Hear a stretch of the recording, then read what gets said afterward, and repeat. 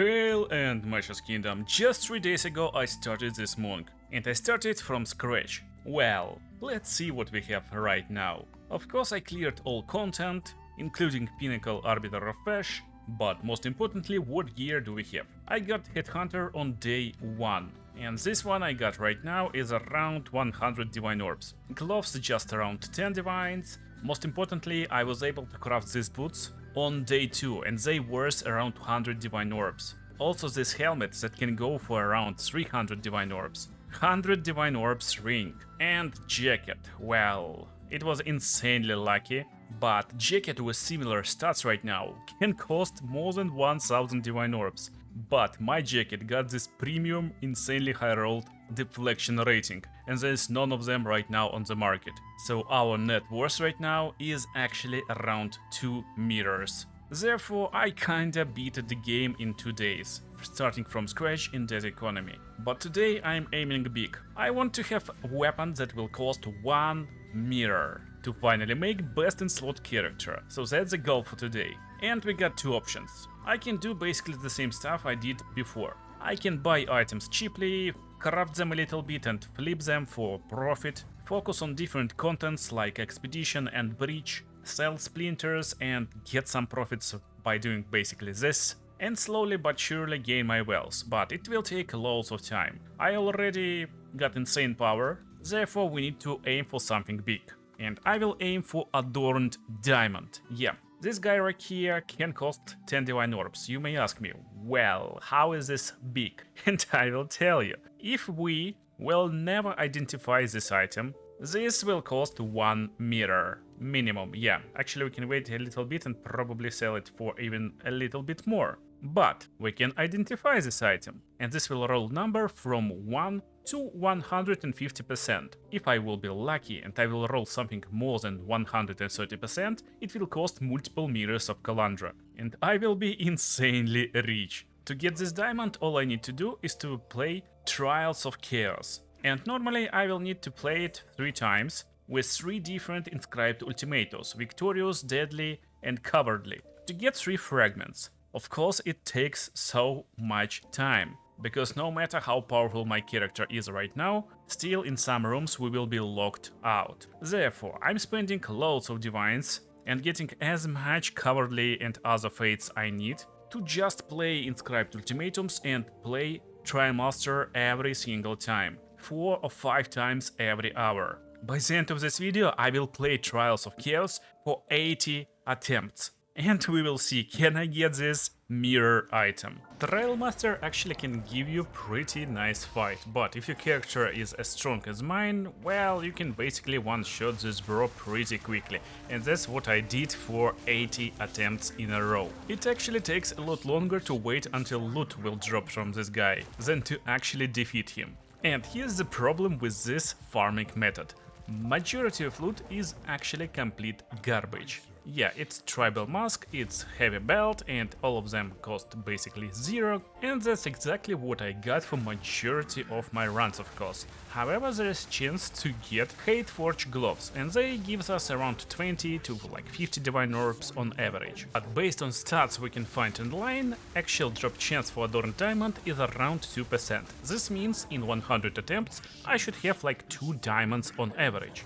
Actual biggest problem of this farming method is we're not advancing through Atlas, we're not advancing through different activities, and we're aiming just for one single drop.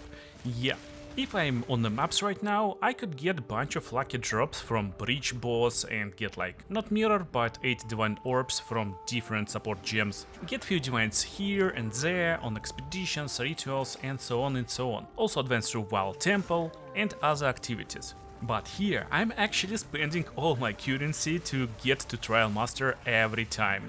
And this just eats my divines over and over and over again in a chase for this mirror or multi-mirror item. However, there is one more problem.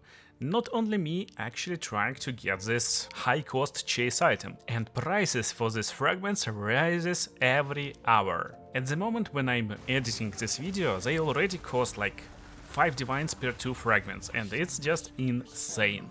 Considering from 80 attempts, I got like 50 tribal masks. Yeah, that's even more crazier, I would say. Not only tribal masks, of course, there's also heavy belts, but basically useless unique items. However, there was 2 rage-forged gloves. While unidentified, they can be sold for around 15 divine orbs. I decided to identify mine and got around 100 divine orbs after selling those. Yeah, I was pretty lucky. And yes, I could cut losses, but I decided to reinvest everything back into fragments and farm more. That's how I got 80 attempts. Since I'm basically farming in this video, I got loads of time to think about my build and optimize it even more. So that's what I came up with in a final optimized version. How my one button, one shot build will work.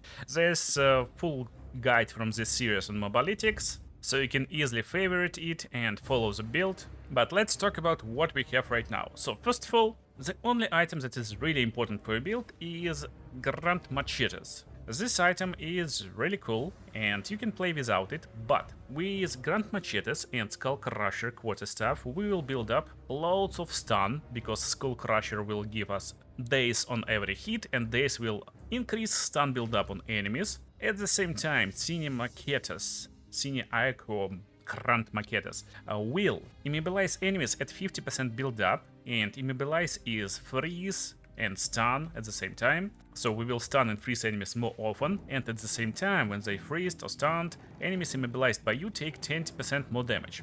And we will constantly freeze and stun enemies over and over again, so that's how it works, and deal a lot more damage to them. Initial idea was to actually combine it with Electrocute and to permanently freeze, stun and electrocute enemies, but it does not work, therefore I decided to make something that will require us just one button press.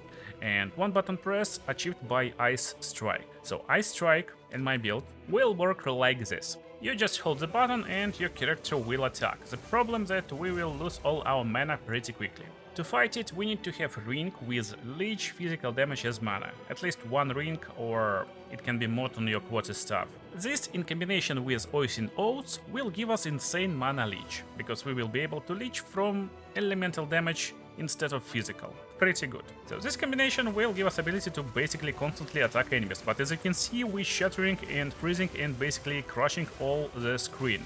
Yes, because that's our second skill, that we need to basically play one button playstyle. It's custom critical and it will be Frost Wall. Frost Wall with custom critical will give us ability to basically create unlimited frost walls over and over and over again. Unlike setup with Gathering Storm, you need to cast it manually, then you need to step away and you're losing a lot of time by casting this. Unlike my style, I just hold the button and I constantly creating ice walls and destroying them. What I found that we don't need any extra energy generation. So if you don't know, custom critical worked like this. You attack enemies and you gain energy per power of enemies you critically hit. And it modified by ailment threshold.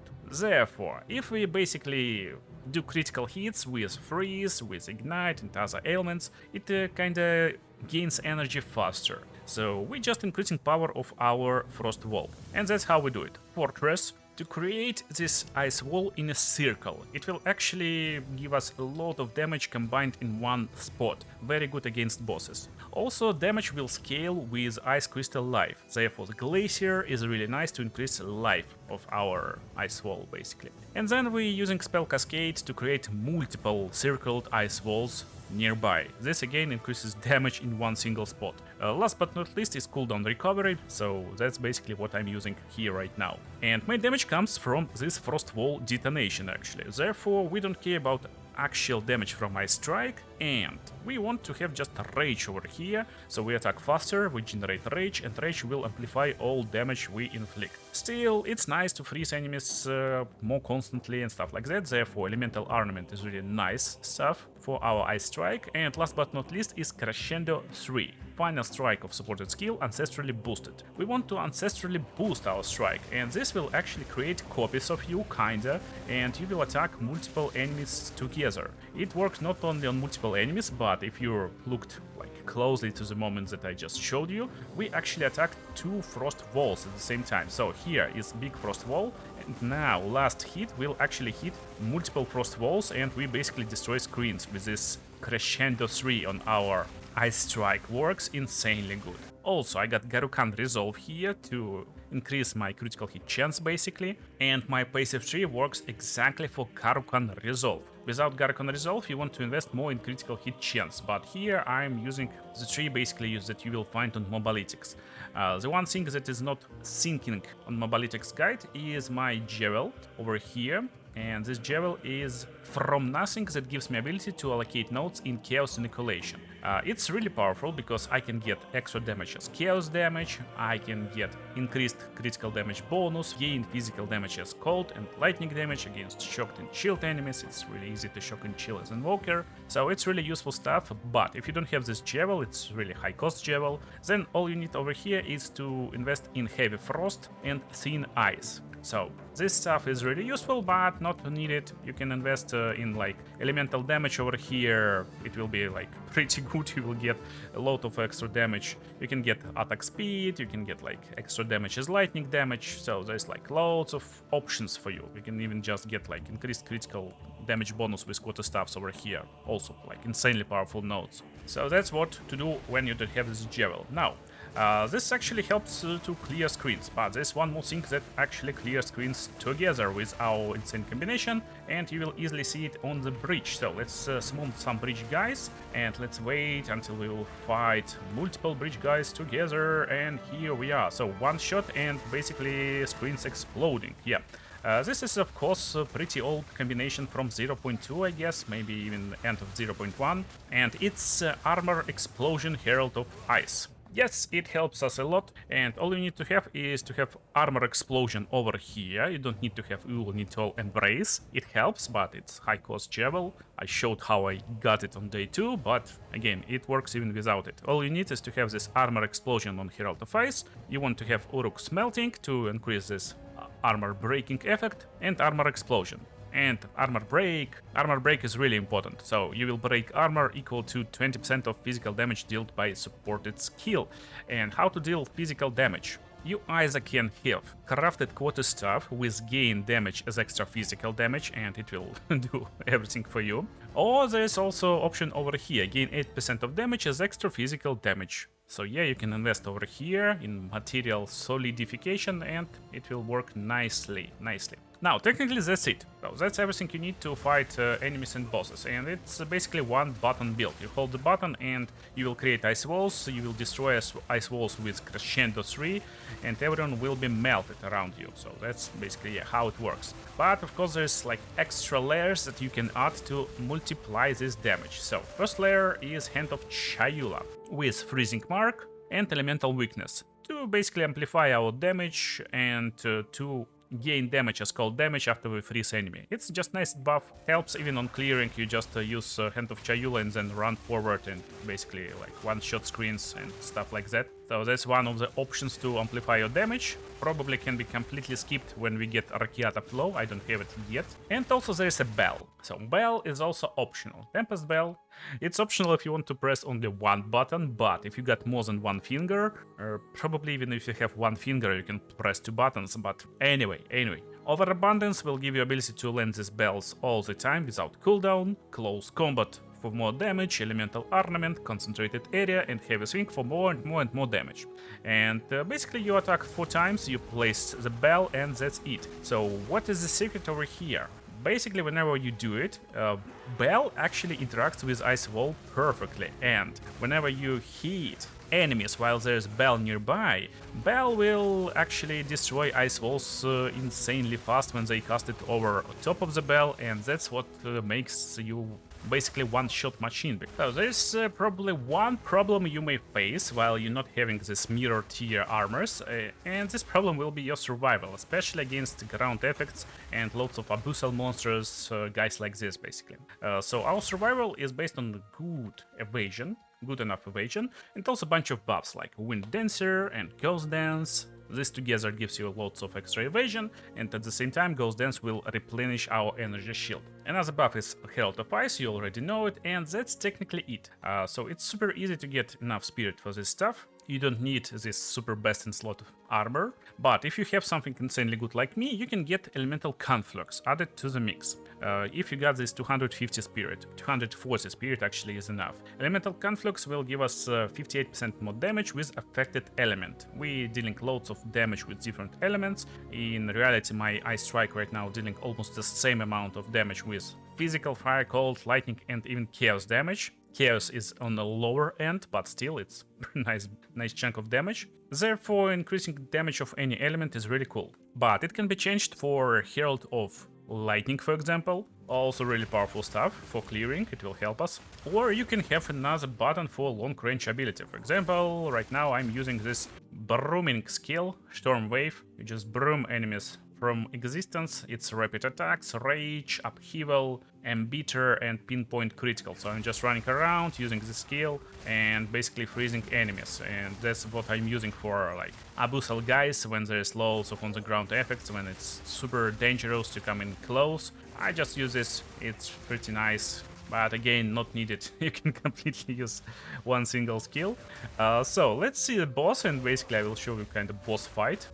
Here they are, Mr. Timon and Mr. Pumbaa. So we basically attack, we wait for first wall, put the bell, and the bosses disappear. They stun, they frozen, and you just hold the button. Bell is not needed, but if there's bell, you probably will deal like a little bit more damage. I don't know by how much damage you will deal more, but in my experience I'm dealing around 10, maybe 20 million damage in one single instance when I basically place the bell. Without bell it's more likely like 4 million every hit, so it's like a little bit slower, but whatever. So that's the build I came up with in the end of this series, and now let's see how our adventures to get our mirror quad stuff goes. Well, that's exact moment when I understood our adventures does not go actually well, because after defeating this trial master I got level up. Yeah, I'm level 94 and I started these trials at level 93. Therefore I basically got one level from all adventures, and yeah, it's around 80 trials. I initially invested in 50, and then I reinvested all the profits I made from Hateforge gloves and bunch of support gems to get more and more trials, and they're getting more and more expensive. By the end I spent a little bit less than 200 divine orbs for all these runs, and I got 0 adorned diamonds, as you can guess. But by the end I got this Twilight Reliquary key, and it's not basic key, it's trial master key, and actually I can easily sell it on currency exchange. It can be sold for around 160 divines instantly, or I can wait a little bit and sell it for like 200. But of course I'm not doing it. Yes, I could cut my losses or reinvest into more runs, but I decided to actually open the Reliquary Vault to get one last big attempt to finally get my adorned diamond. Right now I'm entering Vault and I'm just hoping to roll this unique. Let's see how it goes.